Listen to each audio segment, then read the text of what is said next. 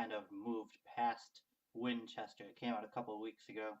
I saw it a couple of weeks ago. I just haven't gotten around to reviewing it. I got some spare time on my hands right now, and I also got thoughts on Winchester, so bear with me. So let me set the scene for you, or more like the plot.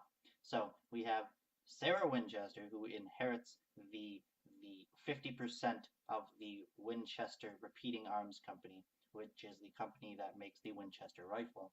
If you've seen Shaun of the Dead, that's the same namesake. Anyway, Oliver Winchester, he dies. His wife inherits 50% of the company, as well as his mass fortune, and now she's building, just continually building onto her house, which is now the infamous Winchester house. That's right, it's a real place in San Jose, California. Go check it out. I know I want to someday. But it's supposed to be the most haunted place in North America.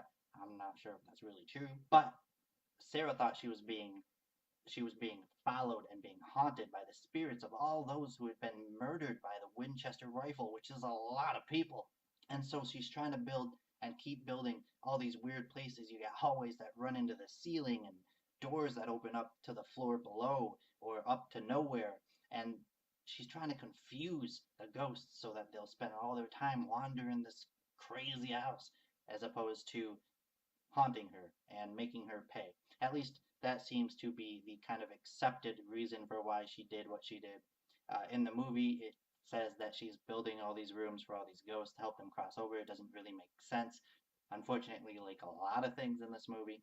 Meanwhile, the other 50% of the Winchester Repeating Arms Company, they hire the psychiatrist to come evaluate the mental health of Sarah Winchester, aka Helen Mirren, because they see what she's doing and they don't trust her with the other 50% of the company. Of course, they just want the other 50% for themselves.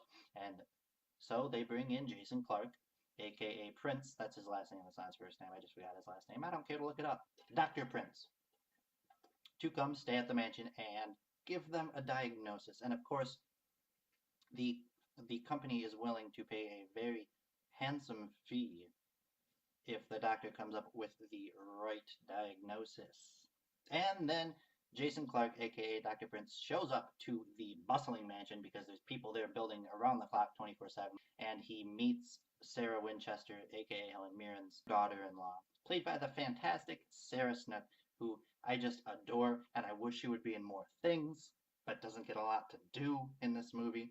Her husband just died. Her husband was Helen Mirren's son, but she has sons of her own, one of which just completely disappears for the entirety of the movie, is never mentioned or seen again, whatever. And he meets this daughter-in-law, and she is kind of pressuring him into giving a diagnosis that more favors Helen Mirren's mental stability. Of course, she has a more personal interest in this company, and she wants to see her mother-in-law is not crazy. So right there from the beginning, I thought that was a very interesting setup where you have this character, he has these moral quandaries. There are benefits and consequences if he makes one decision. There are benefits and consequences if he makes the other decision. But then there's also the integrity of his job and doing what he was brought here to do to the fullest and most objective of his ability. And Jason Clarke is very good, as he's in everything. And they set up that he has an opium addiction. He spends most of his time on drugs because he can't bear the death of his wife and how she died and how he almost died in that same event. And it's very conflicting and very compelling stuff. The problem is, well, the problem is with every Peter Michael Spirig film ever, other than Predestination, which is one of my favorite all-time films. Not perfect by any means, and this isn't a review for that. What the Spirigs do is they take very interesting concepts and they set them up in the first act, and then they don't follow through in the following two acts, and it's frustrating. They did the exact same thing with Daybreakers, where they set up this very unique, very singular, very interesting world of vampires, and then the rest of the movie is just gives away to a very generic bloody action horror movie. So in regards to Winchester, you have very interesting, compelling character attributes and very strong actors. I mean, hell, Dame Helen Mirren is one one of the best out there. And when they introduce her, there's this nice dinner scene, which is actually I got a couple of really good laughs from Jason Clarke at during this scene, and he just gives some really good facial expressions. The banter between him and Helen Mirren in that scene is it's playful and it's very grounded as well. The rest of the scenes together, the script just calls for Helen Mirren to be this, just to invoke her inner sideshow. Woo! And he will ask very serious character questions. She don't even listen to what he says. The questions that could be interesting, that could delve deeper into who she is as a character, she just fires back with questions like, do you believe in ghosts?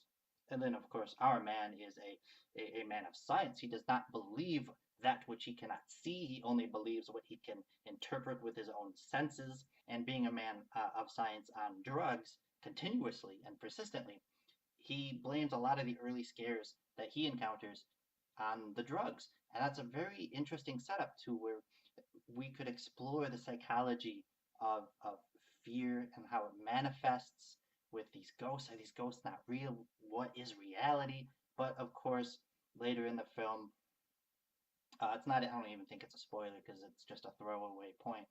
She makes him stop taking the drugs. She finds out, she goes, are you a drug addict? And he says, no, of course not. And she says, stop lying, stop doing drugs in my house.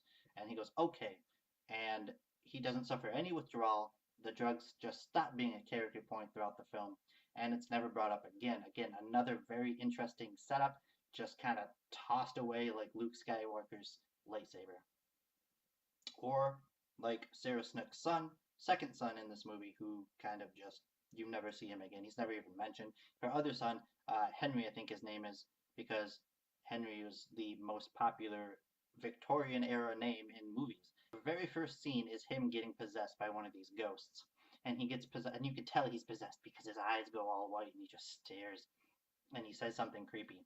And that happens a few times throughout the movie, and it never goes anywhere. In fact, Henry, and his mother, aka Sarah Snook, they disappear for half an hour at a time in this movie, and then when they reappear, it's jarring. And then we get to the third act.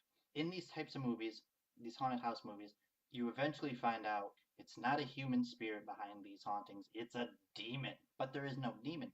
The antagonist of the film is a human spirit. He wants revenge from the other side, and I think that's interesting. You don't really see that very often. He wants to kill Sarah Winchester. He and his family were murdered at the hands of a Winchester rifle. He goes, these weapons of mass murder have your name on it. And it's a very compelling, interesting dynamic to look at. You don't really see ghosts in haunted movies, in haunted house movies, with compelling motivations. Usually they're just demons and they're just evil, and causing pain is what they do. But this guy, he had motivation. Now, one thing with that is that he does kill himself. And I couldn't get past that, because if you wanted revenge on Sarah Winchester, why did you kill yourself? Did you know that you could be a ghost and that you could come back even stronger and terrorize her like that?